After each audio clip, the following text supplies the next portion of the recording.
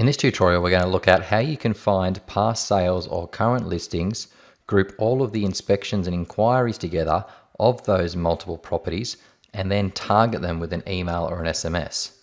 First of all, go into Clients, and you'll use the Advanced Find magnifying glass top right. You'll then use the Clients via Property Activity option. This will allow you to type in a property address. So if I wanted to search all of the inquiries and inspections on 8 Skinners, I can then select the settled property. I also know that this is near the property 14 Malua, so I'm going to type 14 Malua and I will find the property that's listed. Also 123 Bondi Beach Road, so we'll put 123 Bondi and we'll select.